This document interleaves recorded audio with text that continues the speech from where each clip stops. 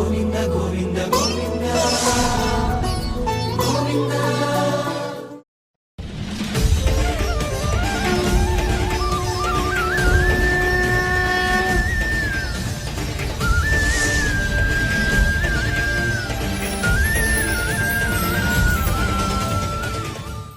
ఓం నమో వెంకటేశాయ.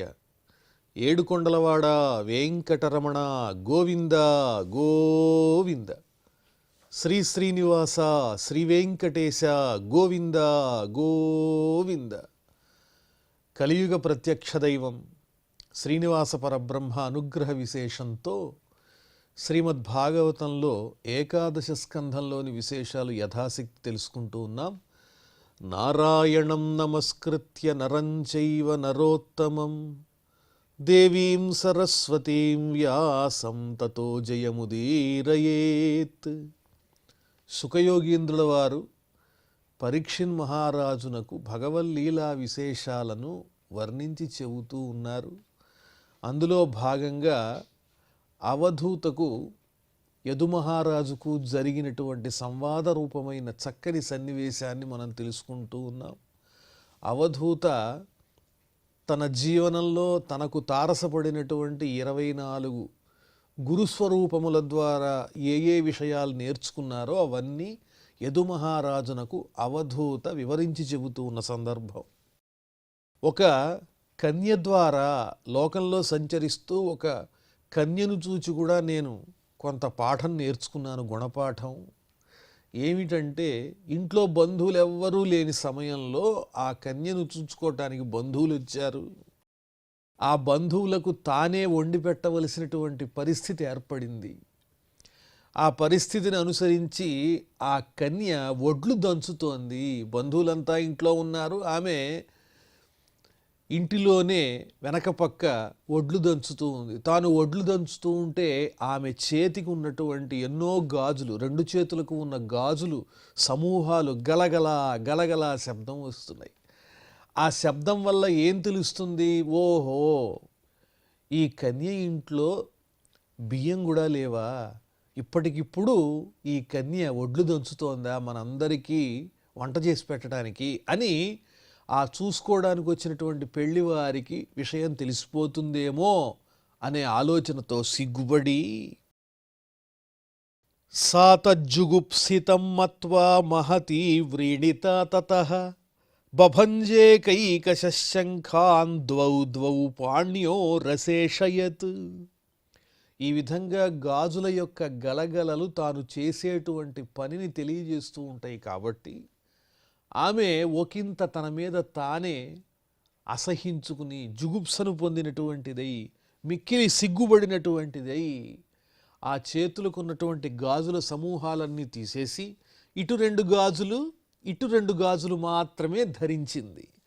ఉభయోరప్యభూద్ఘోషా యవఘ్నంత్యా శ్మశంఖయోః తత్రాప్యేకం నిరభిదత్ ఏకస్మాన్నభవద్ధువనిః. 2 గాజులు చేతులకు ఉన్నప్పటికీ కూడా దంచుతూ ఉంటే ఆ 2 గాజులు కూడా ఒకదానికొకటి తగలడం వల్ల ధ్వని వస్తూనే ఉన్నది. అప్పుడు ఆ కన్య ఏం చేసింది? 2 గాజులున్నా కూడా ధ్వని వస్తోంది కాబట్టి ఒక్కొక్క గాజు ఉంటే చాలని ఈ చేతి నుంచి ఒక గాజు, ఈ చేతి నుంచి ఒక గాజు తీసేసింది. ఇంకా చేతులకు 2 గాజులు ఇటొకటి ఇటొకటి ఉన్నాయి.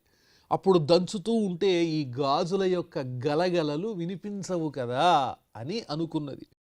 దీని ద్వారా తెలుసుకోదగినటువంటి విషయం ఏమిటి అంటే, ఈ ఉదాహరణలన్నీ ఎందుకు చెబుతున్నారంటే, పరమాత్మను తెలుసుకోవటానికి ఏ విధంగా మనం ఈ సన్నివేశాల నుంచి ఒక చక్కని విషయాన్ని ఆస్వాదించవచ్చు, తెలుసుకోవచ్చు అనేదే ప్రధాన అంశం.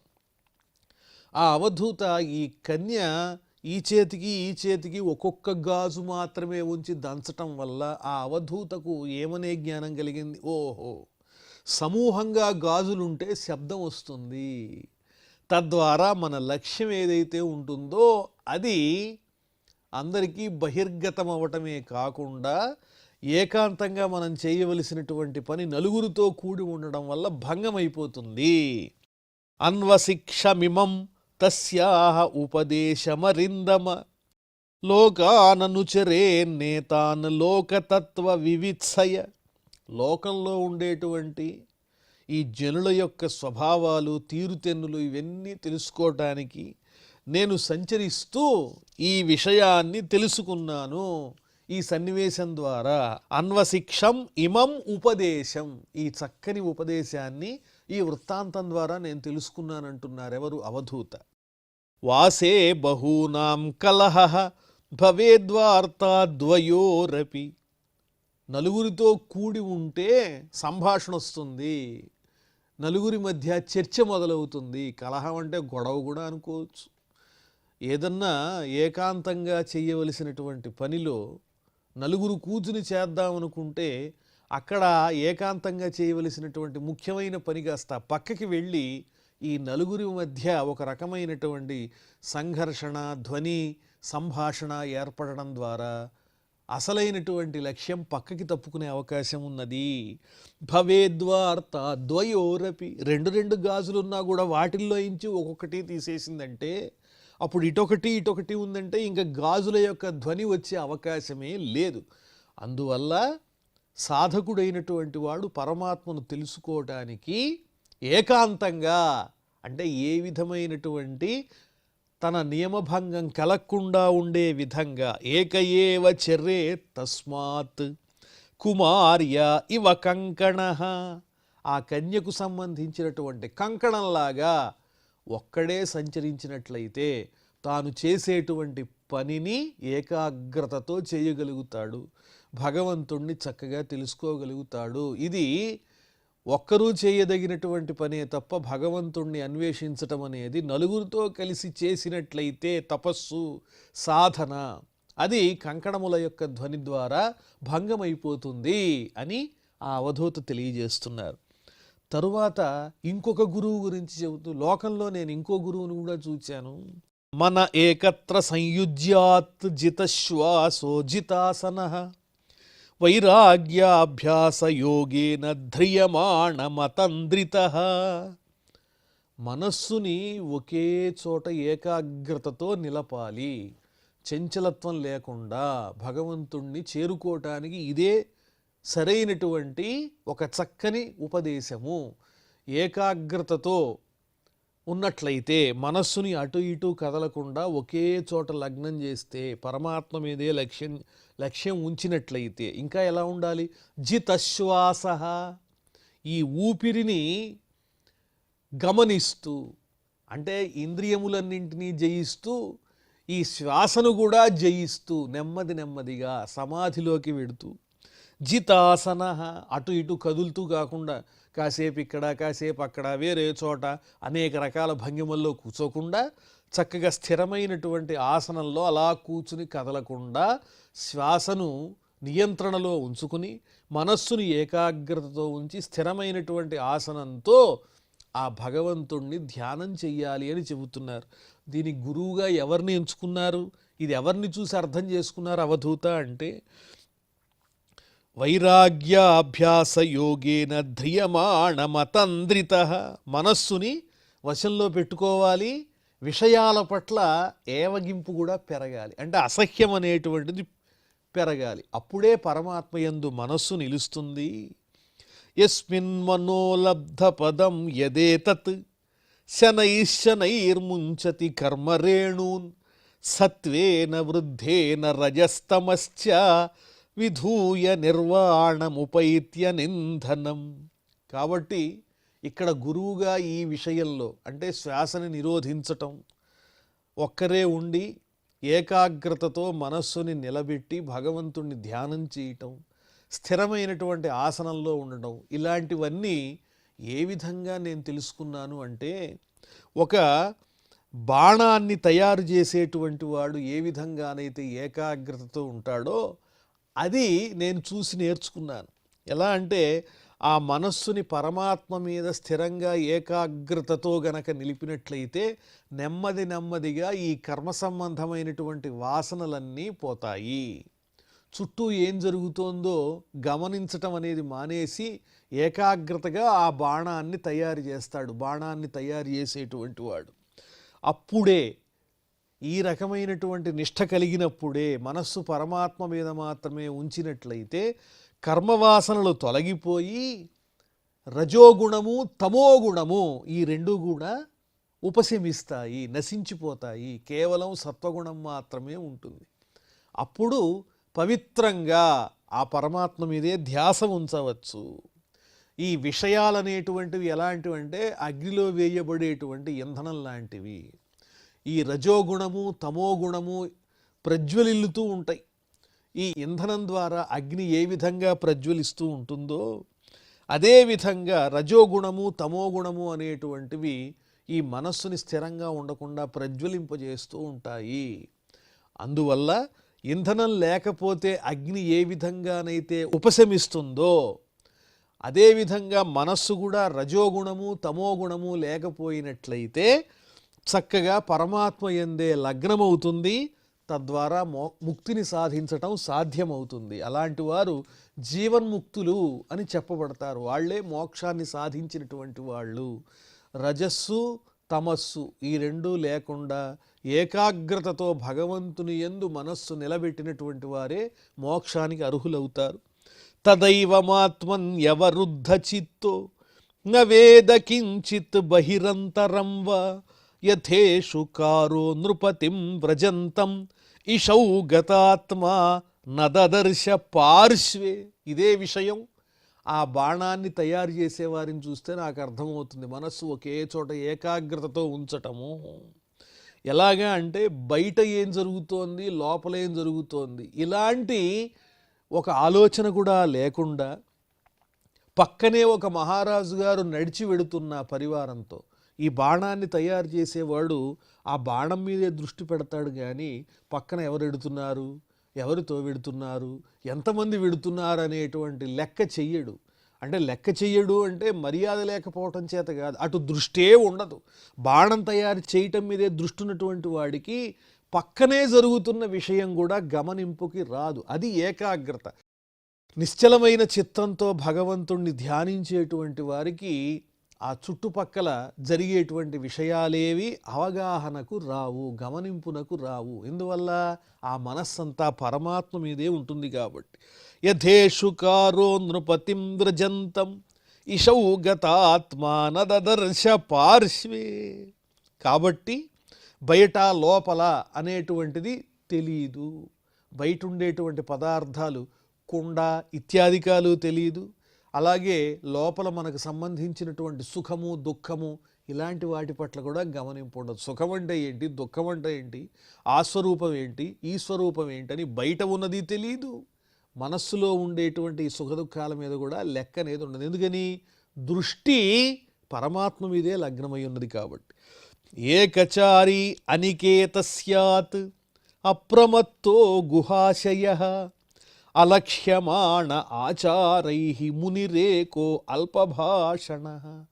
అసలు మునివృత్తిలో ఉండేవాళ్ళు ఎలా ఉండాలో చెబుతున్నారు. ఇది కూడా వేరొక గురువుని చూసి ఇది కూడా నేను నేర్చుకున్నాను. ఎలా ఉండాలి అంటే పరమాత్మను చేరుకోవాలని ఆ లక్ష్యంలో ఉన్నటువంటి సాధకుడు ఏకచారి ఒక్కడే సంచరిస్తూ ఉండాలి.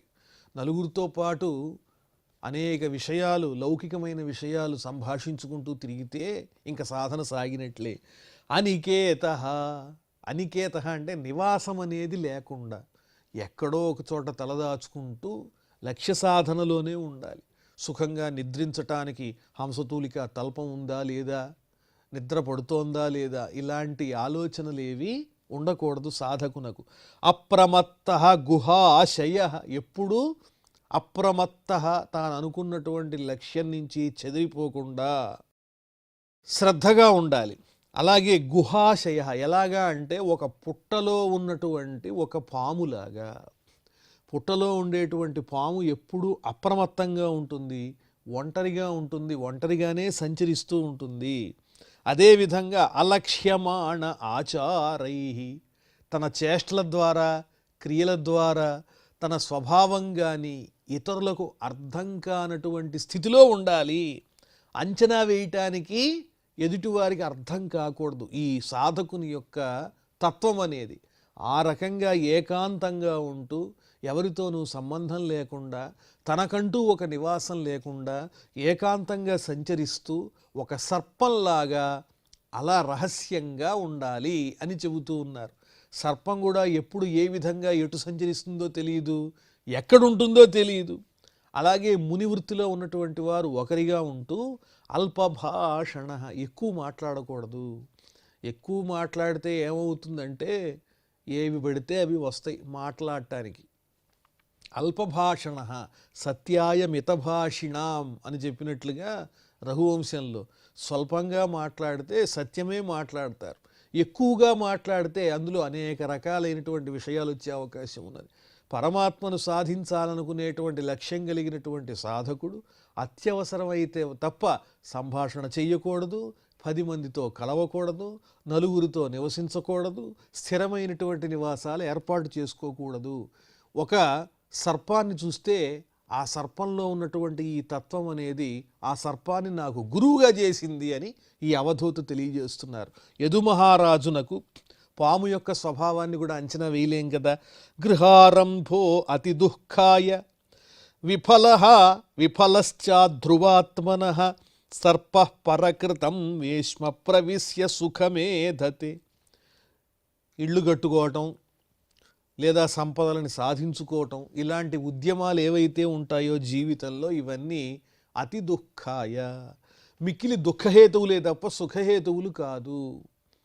అదేమిటండి, ఇల్లు కట్టుకోవాలి, స్థిరమైన ఇల్లు ఉండాలి, అందులో సుఖంగా నివసించాలని కోరుకుంటారు కదా మానవులంతా. అంటే పరమాత్మను పొందాలనేటువంటి వారికి ఇవన్నీ బంధహేతువులే అవుతాయి. కాబట్టి ఒక స్థిరమైనటువంటి నివాసం అనేది ఏర్పాటు చేసుకుని అక్కడే ఉండడం అనేది దుఃఖానికే హేతు అవుతుంది అని వర్ణించి చెబుతూ, అసలు శాశ్వతంగా నిలవనటువంటి ఈ దేహం కోసం ఎందుకు ఇన్ని రకాలైనటువంటి ఏర్పాట్లు చేసుకోవాలి? ఇవన్నీ నిష్ఫలమే కదా. ఈ దేహం ఏమన్నా ఈ భూమి మీద శాశ్వతంగా స్థిరంగా నిలిచిపోయేదా? అలాంటి దేహాన్ని ఎప్పుడు ఎలా ఉంటుందో నీటి బుడగలాగా ఉండేటువంటి ఈ దేహాన్ని కాపాడుకోవడానికి ప్రత్యేకంగా ఒక ఇల్లు కట్టి అనేక రకాలైనటువంటి సౌకర్యాలు ఇవన్నీ ఏర్పాటు చేసుకోవటం అనేది దుఃఖహేతువే తప్ప పరమాత్మను పొందడానికి అది లక్ష్యము కాజాలదు. సర్ప పరకృతం వేష్మ ప్రవిశ్య సుఖమేధతే. సర్పం ఏం చేస్తుంది? అది ఒక చోట ఉండదు, తనకంటూ ఒక నివాసం ఉండదు. ఎక్కడో పుట్ట కనిపిస్తే ఆ పుట్టలో కొంతకాలం నివాసం ఉంటుంది. ఆ పుట్టని చీమలే పెట్టాయో ఏ జీవులు పెట్టాయో తెలియదు. అలా ఇతర జీవుల వల్ల ఏర్పాటైనటువంటి రంధ్రములలో పుట్టలలో నివసిస్తూ ఉంటుంది. ఆ తర్వాత మళ్ళీ ఎటు వెళ్తుందో, ఎప్పుడు ఎడుతుందో, ఎలా వెళ్తుందో ఎవరికీ తెలియదు. ఏకాంతంగా సంచరిస్తూ ఉంటుంది. అంటే ఇక్కడ గ్రహించవలసినటువంటి ప్రధాన అంశం ఏమిటంటే, పరమాత్మను చెందాలి అనుకున్నటువంటి వారు ఈ గృహాదుల మీద, లౌకికమైనటువంటి సంపదల మీద దృష్టిని కేంద్రీకరించి అశాశ్వతమైనటువంటి దేహాన్ని నిలుపుకోవటం కోసం అవసరము అనుకుని స్థిరమైనటువంటి సంపదలను చేర్చుకోకూడదు. అవన్నీ పరమాత్మని సాధించటానికి లక్ష్యాన్ని దూరం చేసేవి అవుతాయి తప్ప ఉపకరించవు. అవన్నీ దుఃఖహేతువులు అని వర్ణిస్తున్నారు. అంటే గురువుగా ఎక్కడ చూసినా కూడా సాధకునికి లోకంలో అనేక రకములైన నిదర్శనాలు కనిపిస్తాయి అనడానికి ఈ ఉదాహరణలు. ఏకో నారాయణో దేవః పూర్వసృష్టం స్వమాయయ సంహృత్య కాలకలయా కల్పాంత ఇదమీశ్వరః. ఇంకో గురువుని కూడా చూచారు ఈ అవధూత. ఆ విషయమే చెబుతున్నారు. ఒకే ఒక గురువు ఎవరంటే ఆ నారాయణుడు. ఏకః నారాయణో దేవః.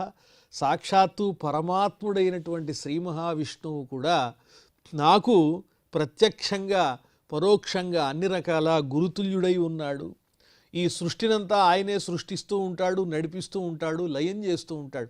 ఆ పరమాత్మని చూచినట్లయితే నాకు సాలీడు గుర్తొస్తుంది అని సాలీడుని కూడా గురువుగా భావన చేస్తూ పరమాత్మకు ఈ సాలీడుకి ఉన్నటువంటి సామ్యాన్ని ఉదహరిస్తూ ఉన్నారు. సంహృత్య కాల కలయా కల్పాంత ఇదమీశ్వర. సాలీడు ఏం చేస్తుంది? తన నుంచి ఒక ద్రవాన్ని సృష్టించి ఆ ద్రవం ద్వారా సూత్రం వస్తుంది, దారం లాంటిది. దాంతో తనకి గూడు అల్లుకుంటుంది. అలాగే పరమాత్ముడు కూడా తనలో ఉన్నటువంటి శక్తి ద్వారా ఈ సృష్టిని అల్లుతాడు. మళ్ళీ ఆ సృష్టిలో తాను ఉంటూ ఉంటాడు. ఆ సాలీడు ఆ ద్రవాన్ని మళ్ళీ తనలోకే ఎలా ఉపసంహరిస్తుందో అలాగే ఈ సృష్టిని తనలోనే ఉపసంహరించుకుంటూ ఉంటాడు. సృష్టి స్థితిలయ కారకుడైనటువంటి పరమాత్ముడు ఎలాంటి వాడు, ఆ గూడు కట్టుకున్నటువంటి సాలీడు కూడా అలాంటిదే అని ఆ సాలీడుని గురువుగా భావన చేస్తున్నాను నేను. ఆ సాలీడిని చూస్తూ ఉంటే నాకు సాక్షాత్తు పరమాత్ముడైన ఆ శ్రీ మహావిష్ణువే జ్ఞాపకం వస్తున్నాడని చెబుతున్నారు. ఏకయేవా ద్వితీయో భూతాత్మాధారో అఖిలాశ్రయ కాలేనాత్మానుభావేన సామ్యం నీతాసు శక్తిషు సత్వాదిష్వాది పురుష ప్రధాన పురుషేశ్వర. సమస్తమైనటువంటి జగత్తునకు ఆధారభూతమైనటువంటి వాడు ఆ పరమాత్ముడైన శ్రీ మహావిష్ణువు. అలాంటి శ్రీ మహావిష్ణువునకు ఆధారభూతమైనటువంటిది ఇంకేదన్నా ఉందా అంటే ఏదీ లేదు.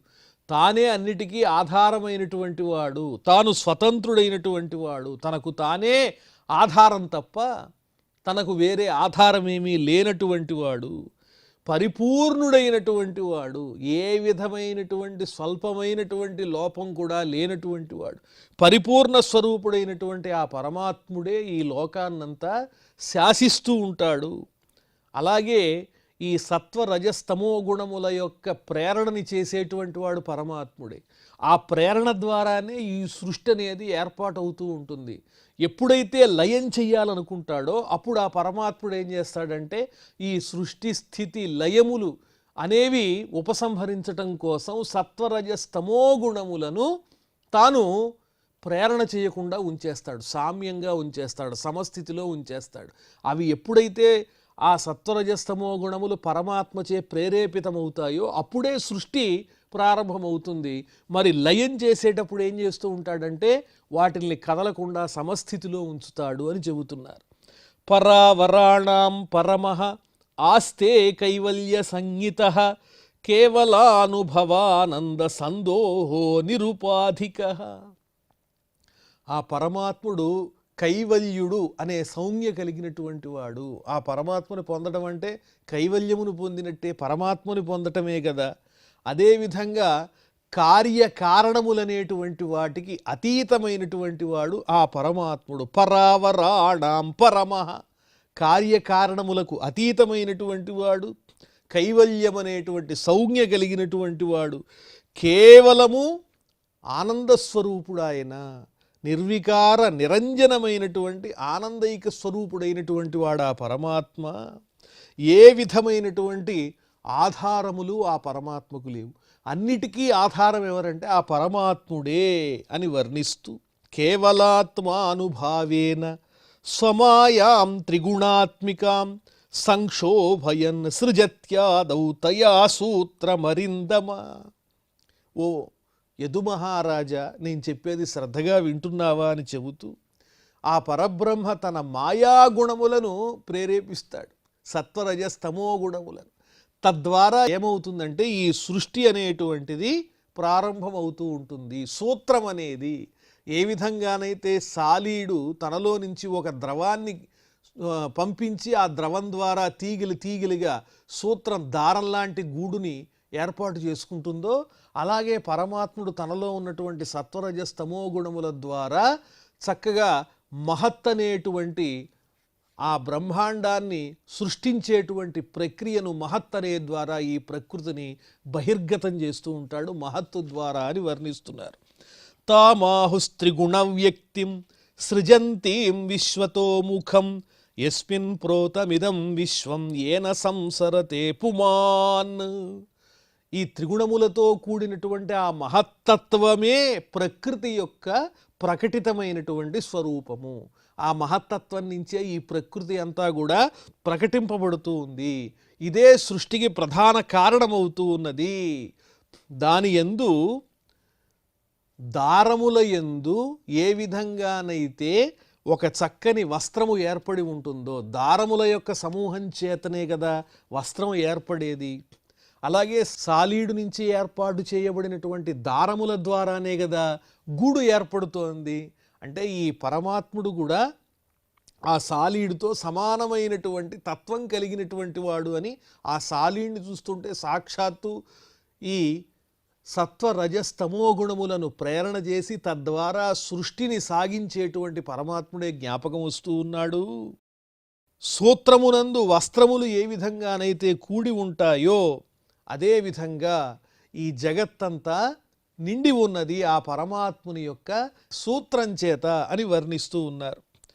దానివల్లనే ఆ సృష్టి వల్లనే పరమాత్ముడు ఏర్పాటు చేసినటువంటి ఈ సృష్టి క్రమం వల్లనే పుట్టుక మరణము అనేటువంటివి ఏర్పడుతూ ఉంటాయి. జనన మరణ చక్రం అనేటువంటిది ఇలాగే ఏర్పడుతుంది, ఇలాగే ప్రారంభమవుతుంది. యథోర్ణనాభిర్హృదయాత్ ఊర్ణాం సంతత్యవక్త్రతః తయా విహృత్య భూయస్తాం గ్రసత్యేవం మహేశ్వరః. సాలెపురుగు ఏ విధంగానైతే తన నోటి నుంచి దారాన్ని ప్రసరింపచేసి ఆ గూడు ఎందే విహరిస్తూ ఉంటుందో, అదేవిధంగా ఆ గూడుని మళ్ళీ మింగివేస్తుందో, అలాగే పరమాత్మ కూడా తానే సృష్టిని ఏర్పాటు చేస్తూ ఉంటాడు, సృష్టిని నడిపిస్తూ ఉంటాడు, ఆ సృష్టిని లయం చేస్తూ ఉంటాడు అని ఈ విధంగా తాను ఎవరెవరినైతే గురువులుగా భావన చేసి ఆ పరమాత్మను దర్శిస్తున్నారో అవన్నీ ఆ అవధూత చక్కగా వర్ణించి చెప్తూ ఉన్నారు యదుమహారాజునకు. ఏదైనా ఈ వృత్తాంతం ద్వారా తెలుసుకోదగిన విషయం ఏమిటంటే, చూసేటువంటి సాధకుని యొక్క దృష్టిని బట్టి ఈ లోకమంతా గోచరమవుతూ ఉంటుంది. పరమాత్మ యందే లక్ష్యం ఉండాలి, ఆయన్నే పొందాలి అనుకున్నటువంటి వారికి ఈ జగత్తులో ఎక్కడ చూచినా కూడా దానికి ఉపకరించేటువంటి సాధనాలే కనిపిస్తూ ఉంటాయి. అందరూ గురువులుగానే కనిపిస్తూ ఉంటారు అనే విషయాన్ని ఈ వృత్తాంతం ద్వారా మనం అవగతం చేసుకోవాలి. మరిన్ని విశేషాలు మనం మళ్ళీ తెలుసుకుందాం. ప్రస్తుతం క్షమాప్రార్థనాదులతో ఈ కార్యక్రమాన్ని పరిసమాప్తం చేసుకుందాం. అథ క్షమాప్రార్థన. యదక్షరపదభ్రష్టం మాత్రాహీనంచ యద్భవేత్ తత్సర్వం క్షమ్యతాం దేవ నారాయణ నమోస్తుతే. శ్రియఃకాంతాయ కళ్యాణనిధయే నిధయేర్థినాం శ్రీవేంకటనివాసాయ శ్రీనివాసాయ మంగళం.